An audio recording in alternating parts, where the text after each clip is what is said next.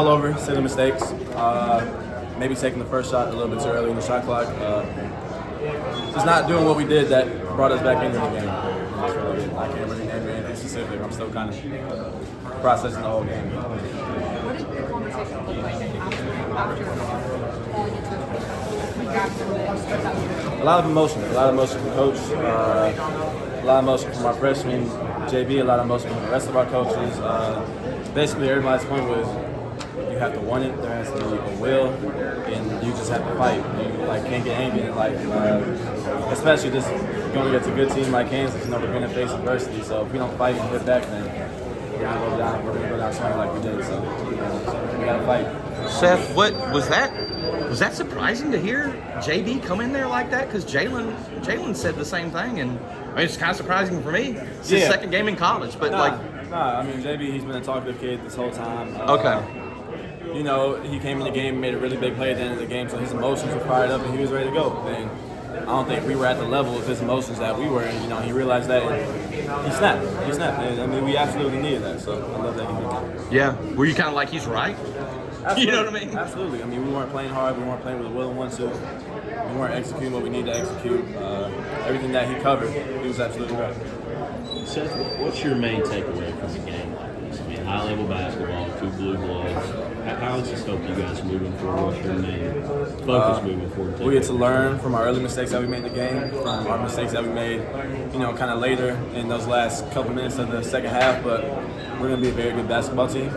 We know we have doubt with whoever wants to doubt our front court, whoever wants to doubt whatever it is, but we don't care about anything. We're going to be a great basketball team. And today was a good step. A lot of things didn't go our way. We got to free throw line a lot, but Kansas, we got some calls, you know, that we can argue, but at the end of the day, you know, ref calls and ref calls. So a lot of things went wrong, but there was so much to take away from this game. Do you feel like these shots are eventually going to fall? You feel like you're getting good looks as far as RJ and Elliott? Absolutely. How do y'all stay in that mindset? I mean, we just know we gotta keep shooting the ball. We're kind of some of the primary scorers on this team, so if we start to defer and start to turn down shots and start to not be aggressive, then it's gonna carry over to everybody else. So we know we gotta stay aggressive. RJ shots gonna fall. You can see it. You can see Elliott shots will fall. Miles shots will fall even more. So you're right. Second game of the year, it's a tough environment. Seth, take us through the end where you need a 3 to try to tie it. I know you guys played it out rather than calling a timeout. What did you see? What did you guys want maybe out of that possession, or is that just a freelance We're type? running Wildcats. So Wildcats like a freelance, quick action type of thing. So we won the 3 from me, playing to the corner, Ellie coming off, or RJ who was coming back off the off-ball screen. So we were just hunting the 3. Ellie got a great look. Honestly, it looked good from where I was. It just didn't fall. Yeah. When you guys were about to interview what did you say? That he's good. That he's okay. He'll be all right. He was very emotional. Jalen, thank you, man.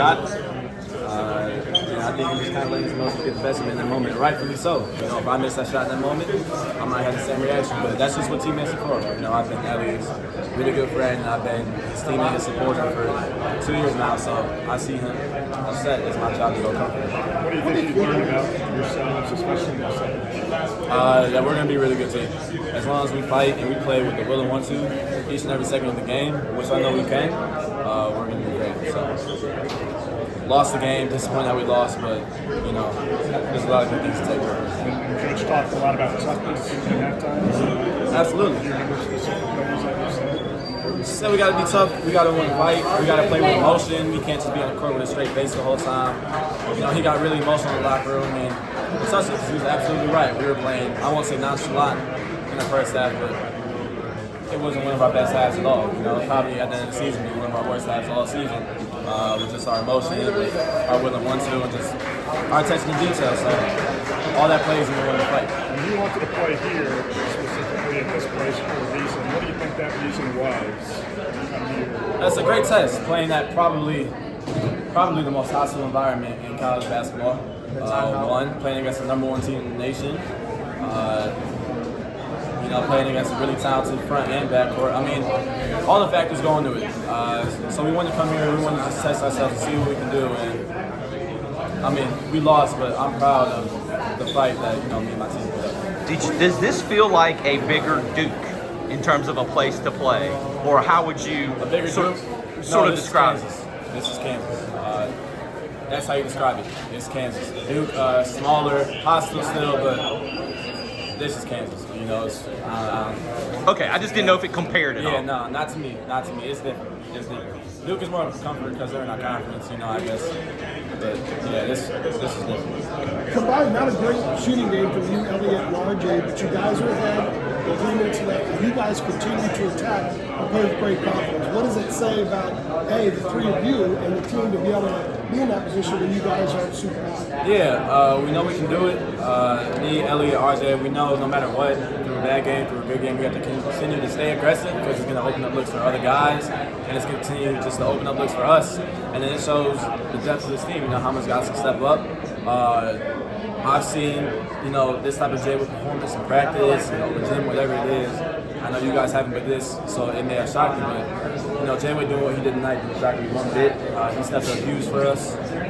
Ian stepped up huge for us in the first half. You know, a bunch of guys did, so it just shows like that. All right, Seth's done. Here's RJ. Appreciate you.